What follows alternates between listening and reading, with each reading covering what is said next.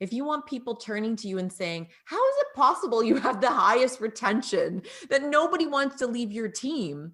You just tell them, because I value my people, because I will move heaven and earth for them, and they will do the same thing for me. Welcome to Your Intended Message, the perfect place for leaders and promising professionals who want to convey the intended message for greater success. Every week, we interview experts who address the challenges and best practices to deliver your message effectively. That might be one-to-one, one-to-few, or one-to-many. And perhaps the most important conversation, one-to-self. I'm your host, George Torok. My guest today is Sarah McVanel.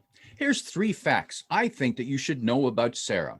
1, she's a professional speaker, trainer, coach, and author of 5 books. I'll mention 2 or 3 that jump out to me that sound a little strange. The Frog Effect Workbook. Forever Recognize Others' Greatness. Now, I like that title. And here's another strange one, Flip Side of Failing. Perhaps we'll explore. Love it. What the meaning is behind that. The second fact about Sarah is that when she's not traveling, her virtual studio and home office is in a 3-story restored barn. And it was originally built to house women during World War II who came from across Canada to help work the fields while the men were at war. Mm-hmm. And the third fact about Sarah, as a child, she earned awards for dance and picked it back up at age 40, taking tap dance and hip hop classes. And she's been known to embarrass her children by posting her routines on Instagram. And sometimes now TikTok too. So I'm really getting in trouble from them these days. Yes. Yeah, I saw your mom on TikTok. What's she doing there? Yes. Yeah, unfortunately, that is the question. What is she doing there? Sarah McVanel, welcome to Your Intended Message. Thanks, George. It's great to be here. Wonderful talking with you today. You are known as Canada's recognition expert.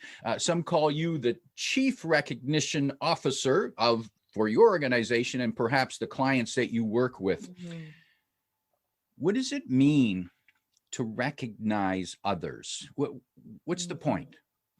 Well, one of my favorite definitions of the year is Brené Brown's definition of connection. Connection is the energy that exists when people feel truly seen, heard, and valued. I really have seen this work as a recognition expert over the last year, particularly since COVID, of rebuilding connection. We all need, in fact, my background, my roots are in psychology. So humanistic psychology, we've learned that people need to feel valued. They need a sense of belonging. We're hardwired to belong. That is part of our human needs, basic human needs for survival. And we somehow lose our way with that. We feel that the corporate designations and our titles and our bank balances seem to matter more than relationships. When in actual fact, what we realize are the most successful leaders, the most successful organizations, the most successful people in their personal lives are ones that allow people to feel valued and seen and heard and appreciated. So I see myself in the business of helping people create deep and meaningful connections at work, at home, and in their career. I imagine that during the pandemic, it's even more important for people to feel connections because often the only way we're connected is through a Zoom call. Yes. Yeah. And so does that mean that leaders need to be more consistent in recognizing others and making them feel valued? Can they go overboard? Well, I mean, there's a couple of really key points that you raised there. Overboard is one, and how do we connect in this digital world? So why don't we talk about digital first, and then I'd love to dive into that worry that a lot of leaders have, George. It's a really important worry that, can I go overboard then? So let's go to the current reality of world, and our world, frankly, will not be as dramatically different as when we went into it. 4% of organizations had a very key remote workforce or a portion of their workforce. The projection is that 27% on the other side of this. Of course, there's a much bigger percentage of people right now. However, we're going to have a much bigger contingent of our remote workforce. And we don't want to sacrifice connection, relationships, collaboration, and of course, appreciation. Interestingly, one of the biggest things I spoke about in 2020 was, in fact, how to create strong virtual recognition. And the great news is, for anyone who's concerned that we can't have that in a remote, virtual, digitally divided world, the human experience crosses the digital divide. I can appreciate you, George, for your energy and your due diligence that you put towards each one of these podcasts, and that you have very, very strong appreciation and value for your listeners. I see that through everything that you do, from our pre-call to this conversation. And I can share that with you. Honestly, genuinely, I mean that. And I could say that to you in person. I could also say that to you here. So for anyone who's concerned that recognition is not possible in the virtual world, what I ask you to consider is, how did you do it when you were face to face? And how could you do that in this remote virtual world? And I think what we find is just about everything we do is slightly adaptable. In your virtual team meetings and even your virtual celebrations with your family, you can mimic those experiences. And if anything, keep them even stronger for on the other side of this, when we're able to physically come together more. So that's one thing I would say, is that the core ways, and we can get into this too if you'd like, the core ways everybody wants to be appreciated are not relegated to only the face-to-face world. I'm happy to get into that now, or we can kind of jump to the other part about too much. Where would you like to go next, George? Choose your own podcasting adventure. You've opened a door, and we'll come back to the too much. Okay. You've opened up the door on the core ways to recognize people in this digital world. What can a leader do? Tell me what to do. Tell me how to make my people feel valued. Just ask my husband. I'm happy to tell people what to do. Yes. The top 3 ways that people want to feel valued and appreciated. In fact, let me ask you, George, if you could only pick one way that people could show that they value you for the rest of your life, what would that way be? Oh boy. And now I'm putting you on the spot. Yeah. And good question. One is send me money on a regular basis. Yes. And we'll take all forms of payment. Yes. Make sure the check clears. Yeah. I suppose, if people just say something, and well, okay, I'll tell you what doesn't work. Great way to do. I love that. Yes. Tell me what doesn't work. And here's, so mention Facebook. Facebook has this algorithm that it knows when your birthday is, because you had to put it in there. And so all the people connected with you, they send you these automated messages. They don't even know me. Yes. And I don't so when my birthday comes up, I don't open Facebook for at least 2 weeks. Oh, I hear you. Because it's not, I don't believe that they're real, that they really mean it, versus someone who sends me a direct email or direct message, not just posting on Facebook for everybody to see. Look, I wish Tim happy birthday. Aren't I a great Facebook friend? No, you're not. So that's what annoys me. So yes, it's the personal recognition. Go out of their way, and we're both speakers, and it's nice to get recognition from an audience.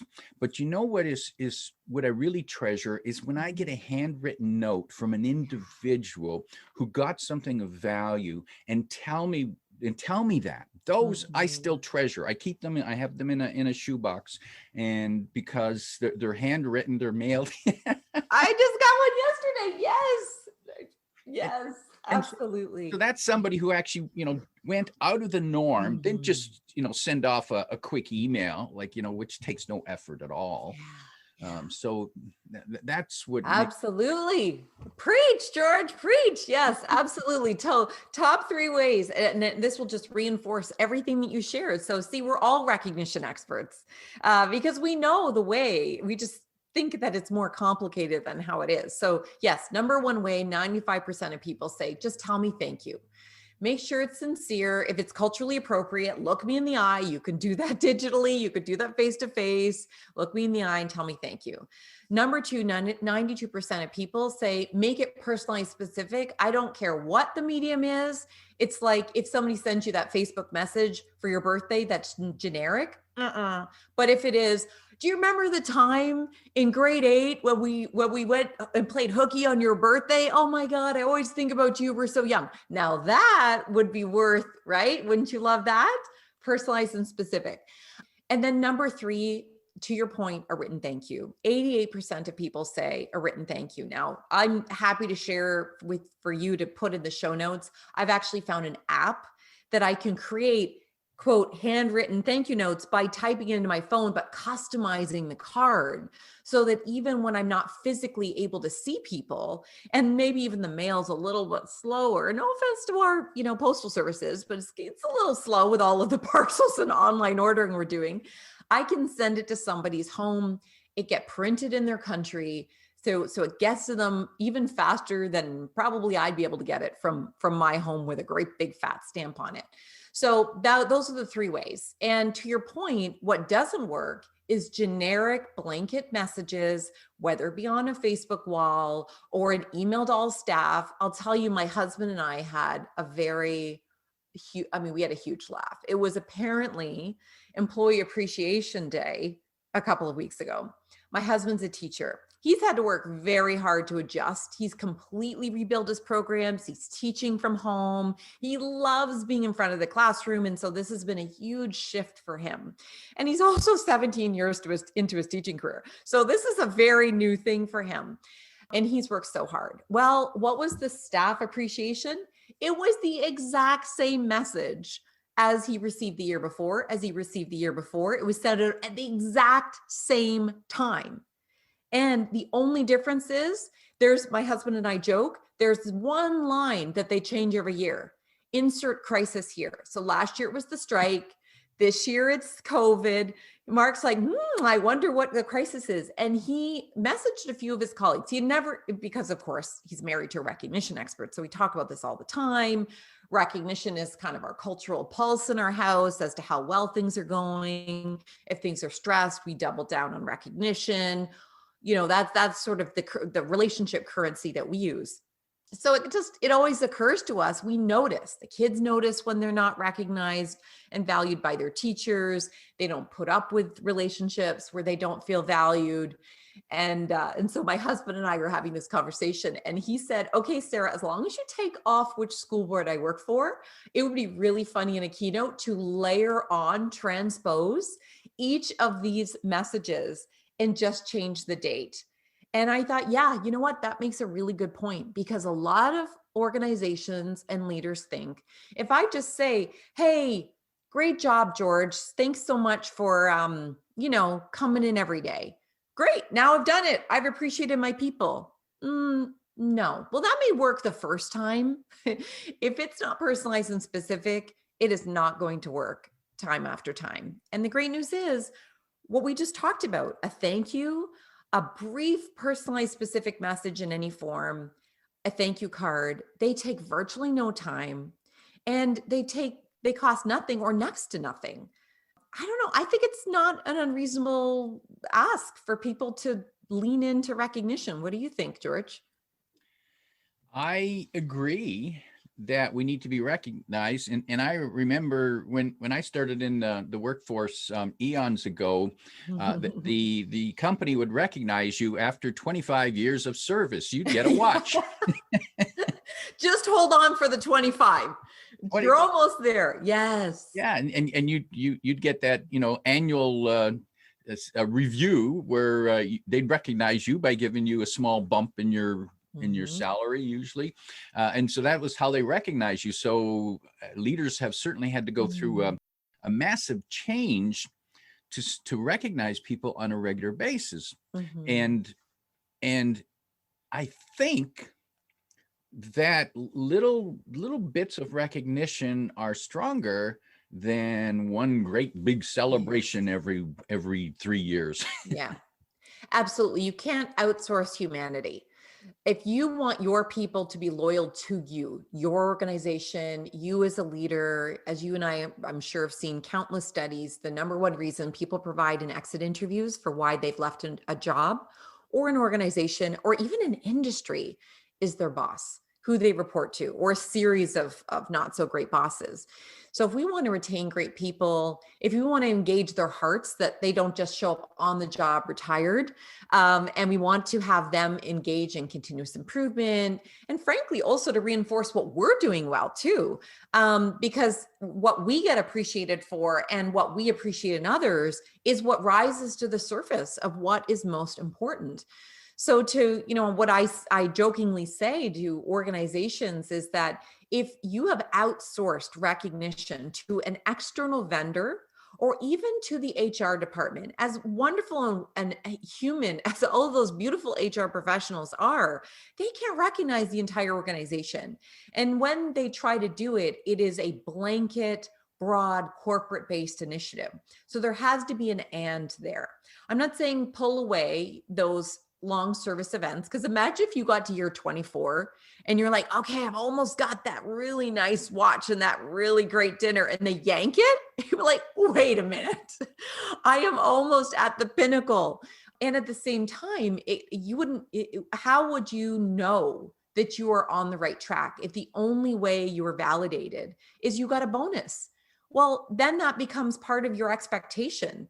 And especially if it's gamified, people's favorites get more bonuses than somebody else, or the boss is too nice and so gives everybody the same raise, or there's actually no real metrics behind why somebody gets a raise or a bonus than others. Not to mention the challenge of whatever you are incentivizing is what people focus on. If you incentivize profits, think about what you are de-incentivizing. If it is an individual award, you are likely to have people become more individualistic, less collaborative, focus on less teamwork, perhaps even less customer centric. If you get rewarded for new clients and not retaining the existing clients, which one are you going to focus on? New clients, right? Right. Well, it costs a lot more money to bring in a new client than it is to keep one.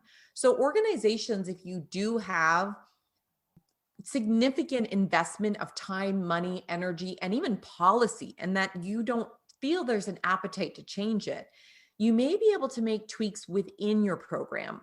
So, really be careful about how you have built your recognition and reinforcement systems as to if there are the behaviors, expectations, and values that you want to see more of. And if the answer is no, you cannot afford to put it off anymore, because people are not going to be incentivized by getting this sharp pin. Like, if that's what every 5 years we have to look forward to is this sharp object with a little fancy, emblem of the organization. Have you ever seen anybody walk around wearing those? Very few. Maybe Rotary or some service club that you really value, but I have yet to see somebody walking around with their organization's pin on their lapel, and they may well have gotten multiple of them. I could be wrong. I can't wait to hear from a listener who says, "Oh no, we're proud of those pins." Great. Prove me wrong. Please prove me wrong. I would love it. We're spending tons of money on the wrong things. So please tell me we're not wasting money. Sarah, how does one know whether to recognize a person on the team privately or publicly? Oh, what a great question. One of the things I suggest to people is that they ask their folks. So on my website, greatnessmagnified.com, under cool stuff, there's a tool called a recognition checklist. So even in my team, where I have a whole bunch of amazing contracted folks who do very specific roles, I had them fill it out too. Because even though I'm not their full-time boss, I am I want to retain them. I've got the best team and it's taken me 6 years to get them. So I want to make sure I reinforce and appreciate them.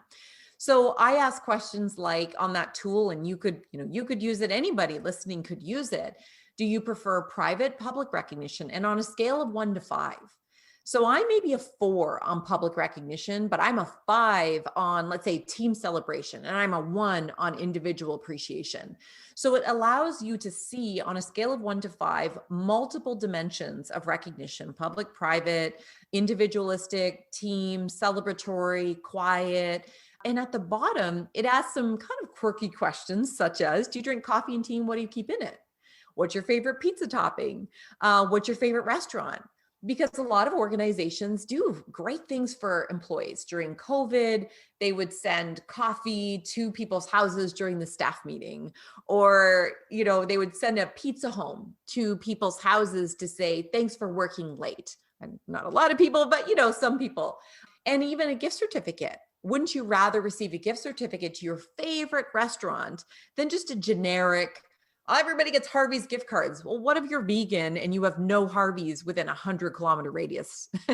So those questions allow you to customize your recognition gestures. And I will tell you, you gain a lot more relationship equity with somebody when you send them a green steeped tea with 2 creamers and 1 sweetener, which is maybe to you the weirdest way to drink tea.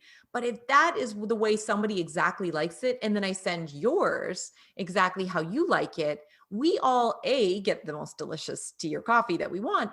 And also, it was clear you took the time to pay attention to me.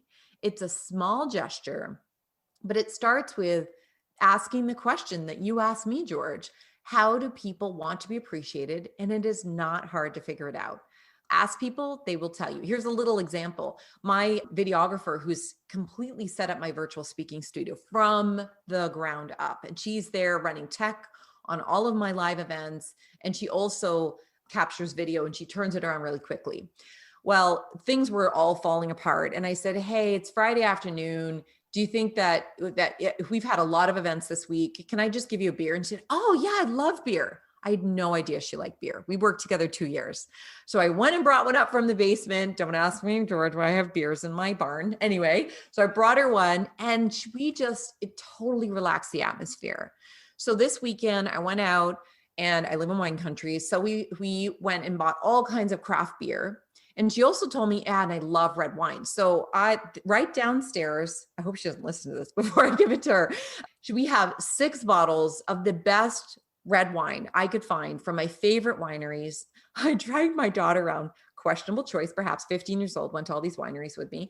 And we bought craft beer. And I will always now have her favorite craft beer in the fridge, so that at the end of a busy week of filming, I can bring her, not ask, bring her, hey, you've earned this, here you go. That is how you build relationships and loyalty. And I'm not doing it to bribe her. She came for the last 2 years without me ever giving her beer. However, it's a way to keep her knowing that I so value her. I have beer that is going to be written in my fridge, Stacy's beer. It's hers.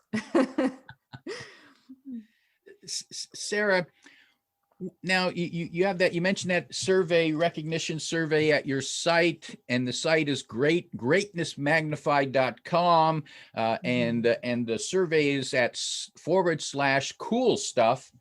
In the link, it will be below in the description. Is there a survey or a quiz or a question a leader can ask themselves, saying, who am I missing? What am I missing? Oh, you've got so many great questions. You think you're a speaker for a living. Gosh, you should definitely keep doing this. Yes, I would say often the people who go the most unrecognized are the people that we consider to be negative and complainers. And what I like to say to leaders is that a complaint is merely a poorly worded request. These are not people that we should skip over and not appreciate them, because they make perhaps our lives a little bit more frustrating. They are the fly in the ointment in a team meeting. They maybe require a little bit more hand holding to get through some of their work, not because they don't care. It's just they need to be heard before they're willing to proceed.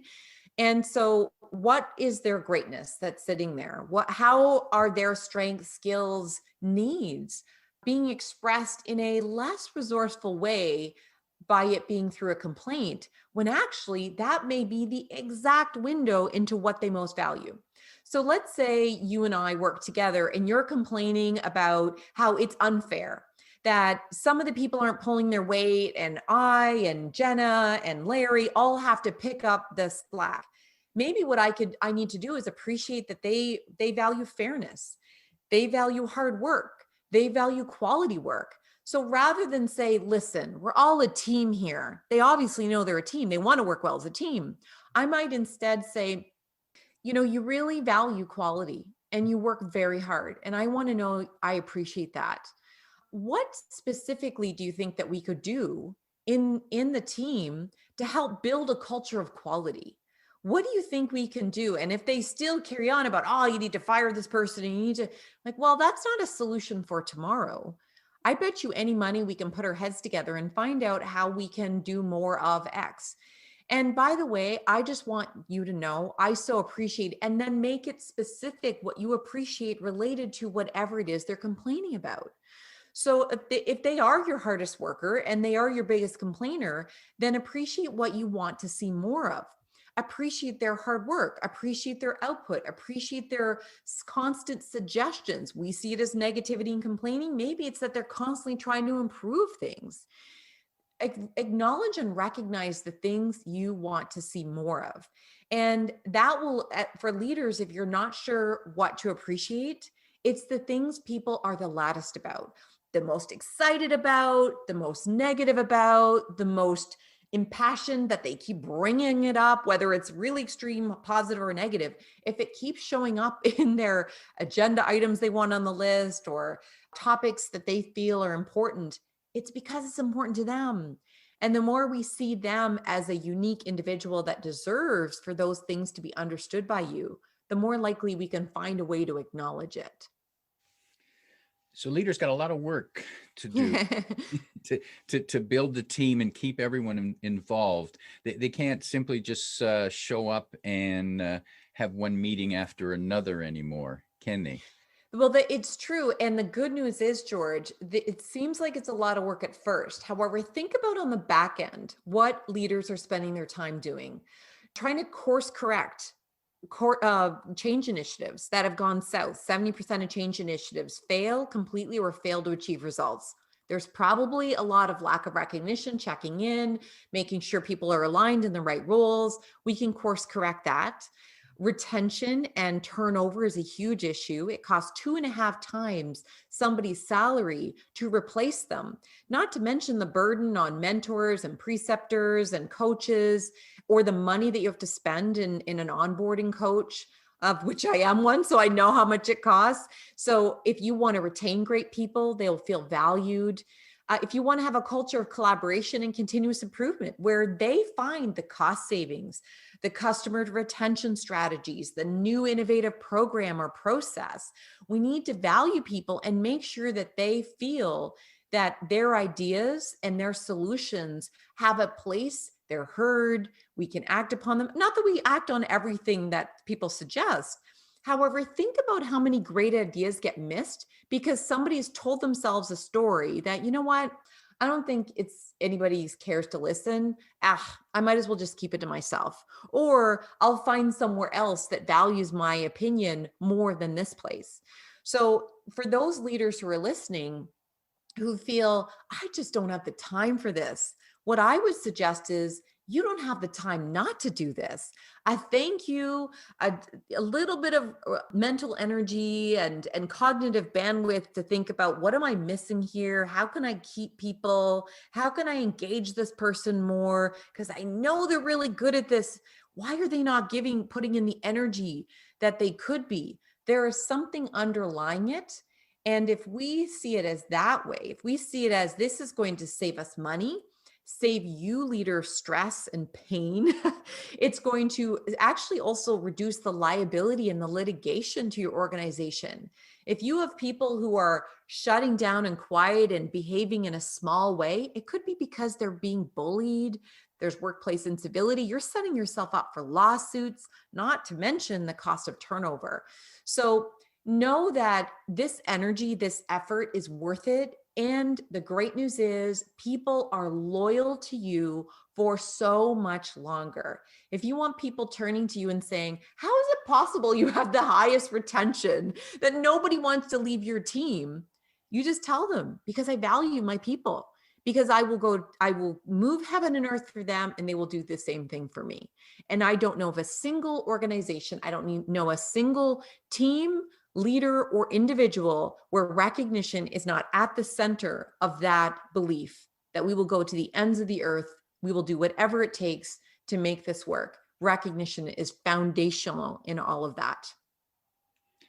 Sarah, a leader who's going to work tomorrow from their home. Yes. What one thing could they do at the beginning of the day to make sure that they include recognition within their schedule, within their work plan?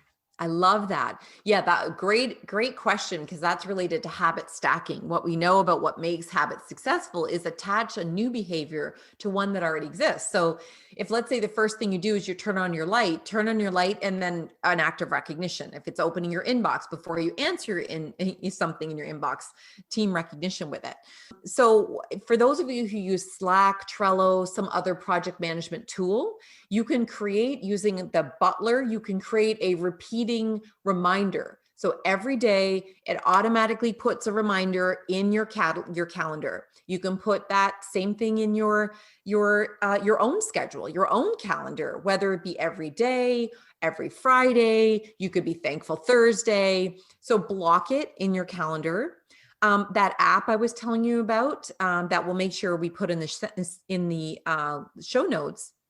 I have set birthdays for everybody that I know, because you're right, you can find them on Facebook very easily. I put in people's birthdays. So even if I've only spoken for a client once and I sent them a photo card of us at an event, I'll send them a birthday card and acknowledge, like, oh, hey, I hope I beat your mother to the punch and I sent you your birthday card. And also we use the anniversary time blocking in that card based on what their first name is. So A and B gets a January card, C and D they get a February card, so that every year I reach out to people and I send I'm thinking about your card. And it's not that I wouldn't think about them in general. It's just, I may be thinking about them while I'm on a run or in the shower or trying to go to sleep. So my phone is not there, nor would it be healthy if I were constantly attached to my phone. So it's a little bit of a reminder, a mental hack, and it reduces my anxiety. And I say that in a very loose way. I don't mean clinical anxiety, my worries that I might forget somebody, because I know my app will cue me, hey, it's March. Here are 15 people to show your appreciation to. And then when it cues me, I'm like, oh, right, George. Yes, cool. All I need to have is them in my system, and I can create alerts for myself. So those are a few hacks that I suggest to my clients. Do you have any suggestions and ideas, George? What do you do, or what could you suggest? Well, I'll tell you what appealed to me from what you just said, Sarah. One was to actually schedule your thank yous, and I wrote down the phrase "Thankful Thursday." Now that is cool. I like that. That appeals to me, and that helps make it regular and even fun. Yes. Exactly. Yeah. The leadership tasks don't have to be drudgery. And this is quick side note. This is what I get so excited about with recognition, is that it shifts the script that I have too much to do as a leader. I don't have enough energy for my people. I'm overwhelmed. All of that is true. And when we find little chunks of time and we enjoy what we're doing. So if let's say you're a leader and you don't want to write thank you cards, maybe app's better. And if you don't like that, pick up the phone, send somebody a text. There's lots of ways that we can express recognition and appreciation. And if the only way you're going to appreciate people is if you text them, because, yeah, somebody says, I'd like a team celebration. And you're just like, that's so not me. I'm sorry, but I cannot do that. A text regularly sending people on Thankful Thursdays, hey, I'm thankful to you today. George, I just want to let you know, thanks so much for, having this podcast. I'm really grateful. I listen to it every week. Wouldn't you rather get that, even if you would prefer a coffee and a gift certificate? Wouldn't you rather at least get the text, even if you didn't? Because it's not like in that moment you go, oh, I bet you he was thinking I could give him a coffee or a gift certificate, but I've decided for a text instead. No, in the moment you get caught up in, oh my gosh, out of the blue, my boss just sent me a message, or my colleague. It's not just the boss's job. This is a habit we all need to be in. And then when somebody joins in a formal leadership role, it is already a habit that you have built in. And if you want to have a dynamic career where people want to work with you, they remember you, make recognition part of your career language. And it's not just something you have to force, it's who you are as a humanistic leader, as a humanistic professional. And this is what we know to be different between those who are okay as a leader and those who have this really deep network, authentic, real network, not the number of followers, actual people. If you were in a crisis, you could call them up and they would do whatever you asked. It's that people remember you, and they will not remember you if they don't feel valued by you at some point in your collective career. So that's what I suggest, is start now. No matter what your title says, start now. Start now. A good message to wrap up on. My guest today is Sarah McVanel, reminding you that a complaint could be merely a poorly worded request. If you like what you heard, remember to like, comment, and share this podcast. Come back every week for more practical insights to help you deliver your intended message. I'm your host, George Torok.